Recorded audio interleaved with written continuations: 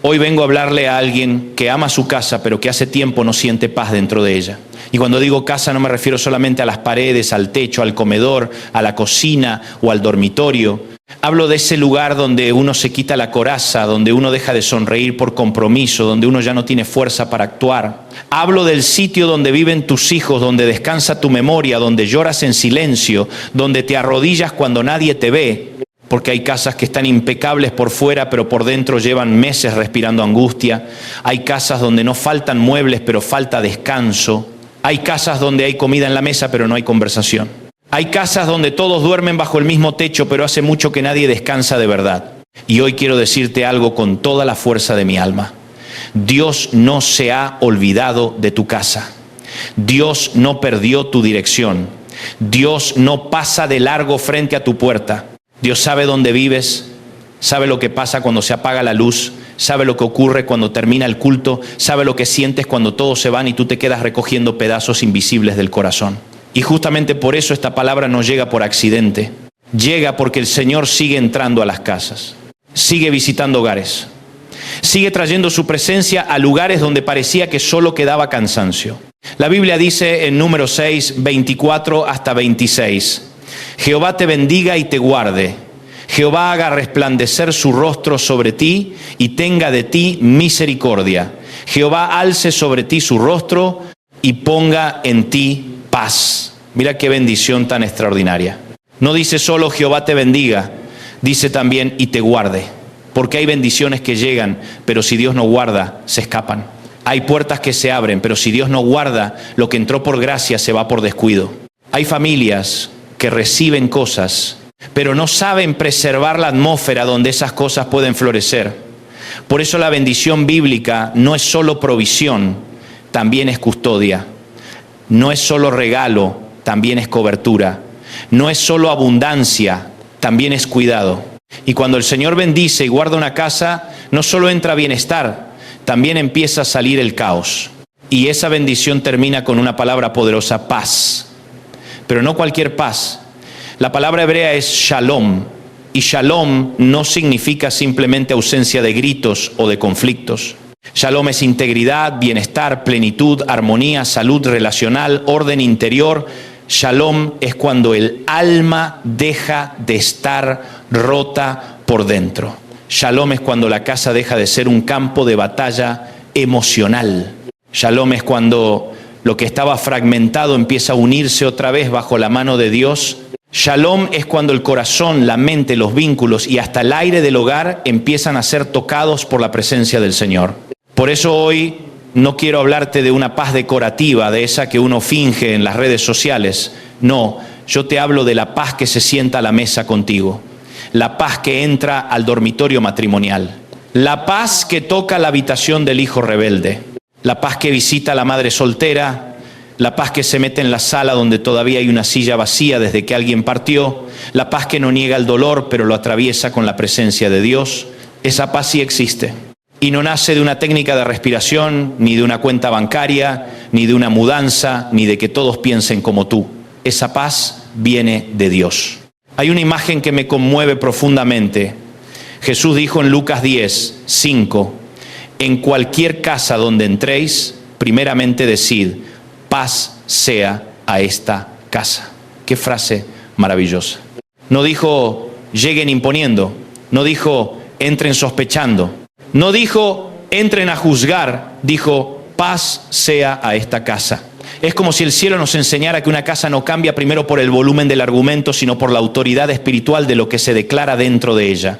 Hay hogares donde durante años se ha declarado fracaso, vergüenza, comparación, amargura, resentimiento, condena, y las palabras levantan atmósferas, las palabras construyen techos invisibles, las palabras abren ventanas o levantan cárceles. Por eso Cristo enseña a entrar declarando paz. Y yo sé que alguno dirá, pero en mi casa no hay clima para la paz. Déjame decirte algo, precisamente por eso hace falta que la paz sea anunciada.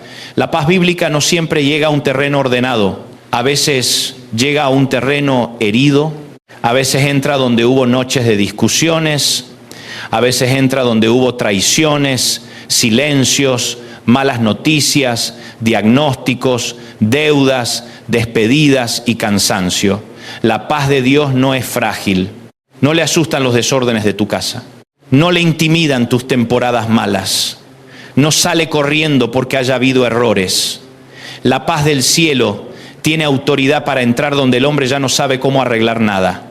Ahora bien, una casa bendecida no es una casa perfecta.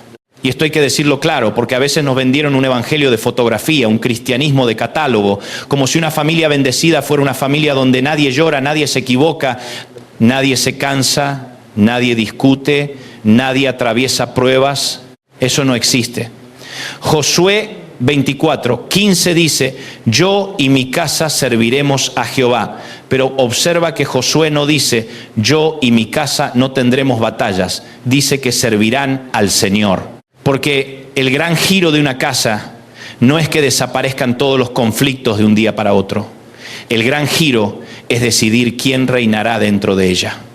El verdadero milagro del hogar no comienza cuando todo sale bien. Comienza cuando alguien se pone de pie y dice: en esta casa vamos a servir al Señor, en esta casa no va a gobernar el miedo, en esta casa no va a mandar la violencia, en esta casa no va a tener la última palabra la desesperanza, en esta casa vamos a honrar a Dios. Y déjame detenerme ahí, porque Josué no lanza una frase sentimental, él está planteando una decisión de pacto. Escoge hoy, dice el texto, porque toda casa sirve a algo.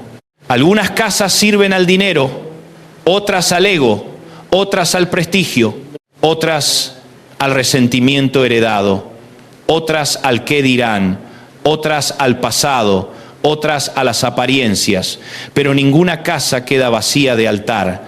Toda casa inclina el corazón ante algo. Por eso el asunto no es si tu hogar adora, el asunto es qué está adorando. Y cuando una casa deja de mirar al Señor, cualquier otra cosa ocupa el trono. Por eso Proverbios 24, 3 hasta 4 declara: con sabiduría se edificará la casa, y con prudencia se afirmará, y con ciencia se llenarán las cámaras de todo bien preciado y agradable. Qué tremendo. La casa no se edifica solo con ladrillos, se edifica con sabiduría, no se afirma solo con ingresos, se afirma con entendimiento. No se llena de tesoros solo comprando cosas, se llena con conocimiento. En otras palabras, el hogar no se sostiene solamente por lo material, se sostiene por lo espiritual, por lo emocional, por lo relacional, por lo que se habla, por lo que se perdona, por lo que se cultiva, por lo que se corrige a tiempo, por lo que se honra cuando nadie aplaude. Hay gente que ha decorado la casa pero no la ha edificado, y no es lo mismo. Decorar es superficial, edificar es profundo. Decorar es cambiar colores, edificar es sanar ambientes. Decorar es acomodar objetos, edificar es ordenar prioridades. Decorar puede impresionar visitas, edificar salva generaciones. Y hoy Dios no solo quiere embellecer tu casa, quiere edificarla desde el cimiento. Pero para eso hay que decir una verdad incómoda: no toda inquietud que entra a la casa viene de afuera. Hay tormentas que entraron por puertas que nosotros mismos dejamos abiertas. La falta de perdón abre puertas, el desprecio abre puertas. La ironía constante abre puertas, la humillación abre puertas, la indiferencia abre puertas, la pornografía abre puertas, la doble vida abre puertas, la idolatría del trabajo abre puertas, la ausencia emocional abre puertas. Y luego queremos paz sin revisar los accesos por donde la paz se fugó. Dios es misericordioso, sí. Dios restaura, sí, pero también nos llama a responsabilidad espiritual. No basta con decir: Señor, bendice mi casa, si seguimos alimentando lo que la enferma. Ahora escucha esto, porque tal vez aquí está la raíz de todo. En Juan 14, 27, Jesús dijo: la paz os dejo, mi paz os doy, yo no os la doy como el mundo la da. Eso significa que la paz de Cristo no funciona como la paz del mundo. La paz del mundo depende de que todo esté bajo control. La paz de Cristo permanece aunque no todo esté resuelto todavía. La paz del mundo depende de las circunstancias. La paz de Cristo depende de su presencia. La paz del mundo se derrumba con una llamada, con un diagnóstico, con una pérdida, con una traición. La paz de Cristo puede llorar, puede gemir, puede atravesar noches difíciles, pero no se desintegra porque está sostenida por alguien mayor que el problema. Jesús no dijo, les dejo respuestas para todo. Dijo, les dejo mi paz. Porque a veces no vas a tener explicación inmediata, pero sí puedes tener paz. A veces no vas a entender por qué el hijo se alejó. A veces no vas a entender por qué el matrimonio entró en crisis. A veces no vas a entender por qué se cerró esa puerta laboral. A veces no vas a entender por qué llegó ese informe médico.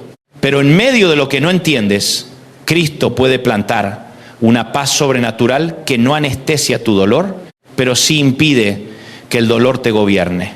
Y aquí quiero hablarle a alguien que vive con el corazón en modo alarma. Te despiertas cansado, comes con ansiedad, sonríes por fuera, pero por dentro vives anticipando malas noticias. Te cuesta disfrutar porque siempre estás esperando que pase algo. Te acostumbraste tanto a la tensión que cuando hay un día tranquilo hasta te parece sospechoso. Pues escucha la palabra del Señor. Colosenses 3:15 dice, y la paz de Dios gobierne en vuestros corazones. Gobernar. Esa palabra implica arbitrar, decidir, mandar, poner orden. En otras palabras, Dios no quiere que gobierne el miedo, no quiere que gobierne la rabia, no quiere que gobierne el trauma, no quiere que gobiernen los recuerdos, no quiere que gobierne la opinión de gente rota, quiere que gobierne la paz de Cristo. Y una casa cambia cuando alguien decide quién va a gobernar por dentro, porque la guerra externa muchas veces comienza con el desorden interno. Un corazón sin paz produce reacciones sin paz. Una mente sin reposo levanta conversaciones sin reposo. Un alma herida termina hiriendo. Por eso Dios empieza adentro. Primero gobierna el corazón y luego ese gobierno se filtra al comedor, al pasillo, al cuarto, a los mensajes, a las respuestas, a los tonos, a los abrazos, a las decisiones. El Salmo 91, 1 hasta 2, dice, el que habita al abrigo del Altísimo morará bajo la sombra del Omnipotente. Diré yo a Jehová, esperanza mía y castillo mío, mi Dios en quien confiaré. Fíjate que el texto no dice que el que visita de vez en cuando al Altísimo, dice el que habita. Hay una diferencia enorme entre visitar y habitar. Visitar es ocasional, habitar es permanente. Visitar es acordarse de Dios solo en la emergencia. Habitar es hacer de Él el lugar donde tu alma vive. Y aquí hay que decirlo con equilibrio bíblico. El Salmo 91 no es un amuleto, no es un conjuro, no es una garantía mágica de que nunca atravesarás pruebas. No, es una confesión de confianza profunda. Aunque haya pestilencia, aunque haya flecha, aunque haya noche, no estoy solo. Vivo bajo la sombra del Omnipotente. Eso cambia por completo la manera de mirar la casa. Porque quizá tú has querido convertir tu hogar en una fortaleza humana y Dios quiere convertirlo en un abrigo divino. Y no es lo mismo. La fortaleza humana vive del control. El abrigo divino vive de la dependencia. La fortaleza humana dice, yo me las arreglo. El abrigo divino dice, mi Dios en quien confiaré. Y hay casas que no necesitan más soberbia disfrazada de autosuficiencia. Necesitan un altar, necesitan volver a decir, Señor, esta casa te pertenece. No sabemos hacerlo todo, pero te abrimos la puerta. No podemos sanar lo que se rompió solos, pero te necesitamos. ¿Y sabes qué ocurre cuando la presencia de Dios entra a una casa? Ocurre lo que pasó en 2 Samuel 6, 11. Y estuvo el arca de Jehová en casa de Obed-edom, geteo 3 meses, y bendijo Jehová a Obed-edom y a toda su casa. ¡Qué imagen gloriosa! La presencia de Dios en una casa no es una amenaza para el hogar, es la mayor bendición del hogar.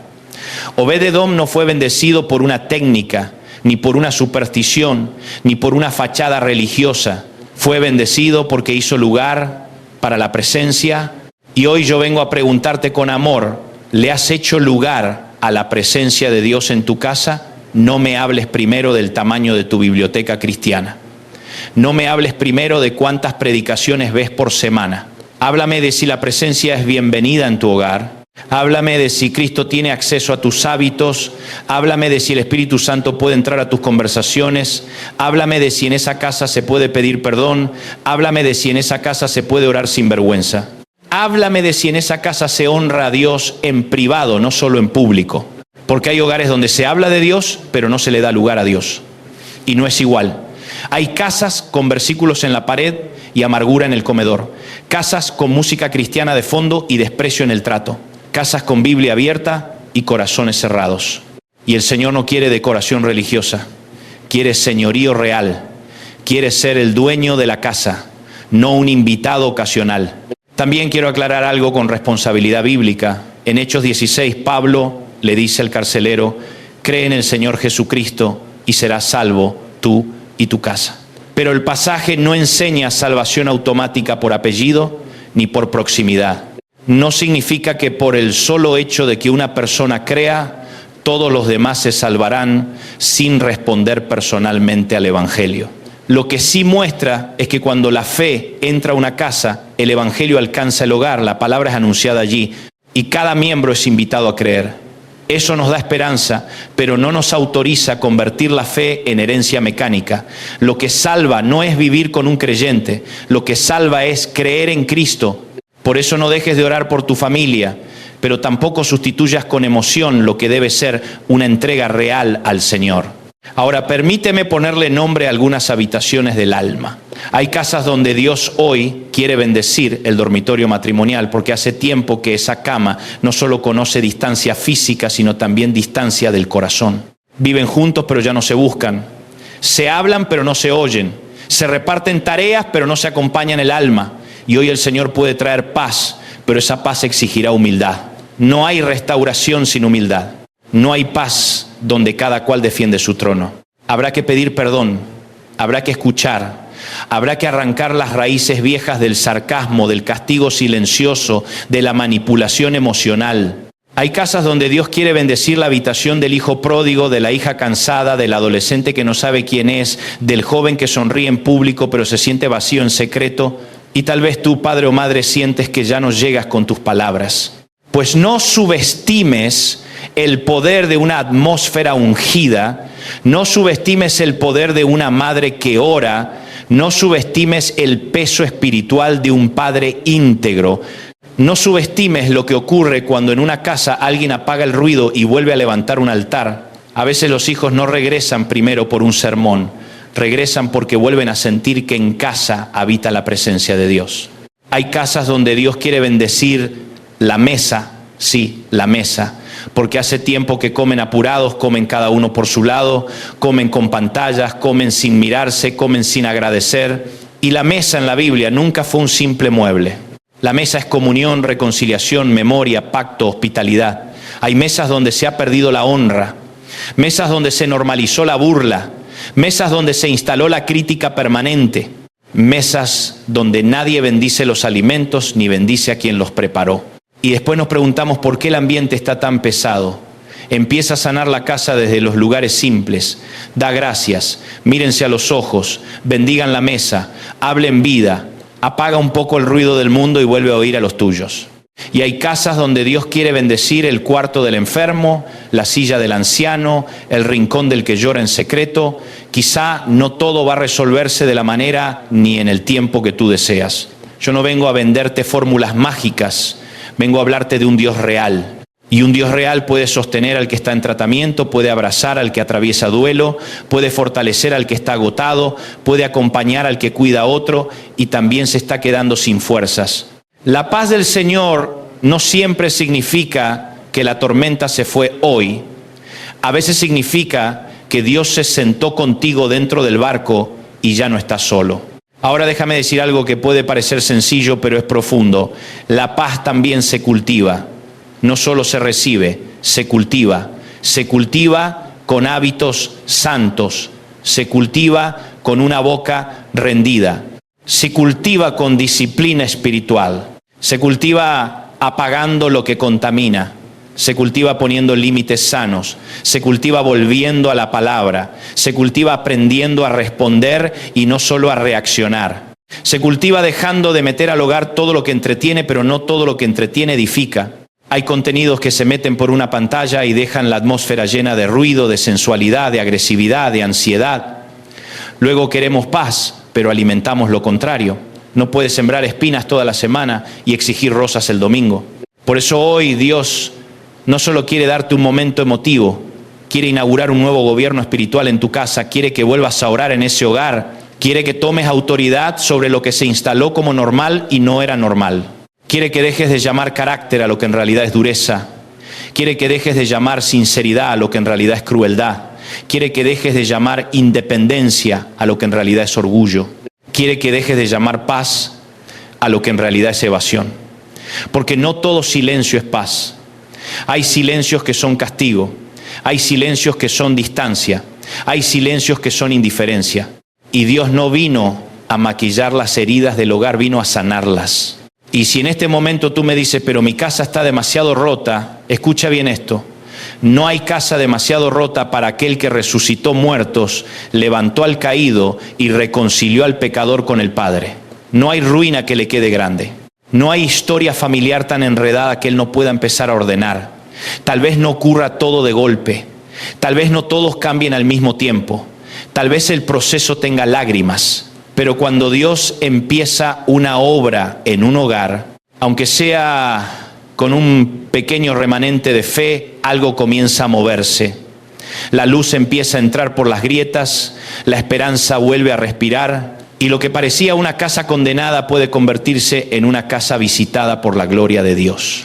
Así que hoy, con temor santo, pero también con fe, quiero hacer una declaración pastoral y te digo claramente, esto no es magia, no es una fórmula, no es una superstición, es una declaración de fe basada en la palabra. Hoy, en el nombre de Jesús, declaramos bendición sobre tu casa, que el Señor te bendiga y te guarde, que haga resplandecer su rostro sobre tu hogar, que tenga misericordia de tus debilidades, que alce sobre ti su rostro y te conceda paz.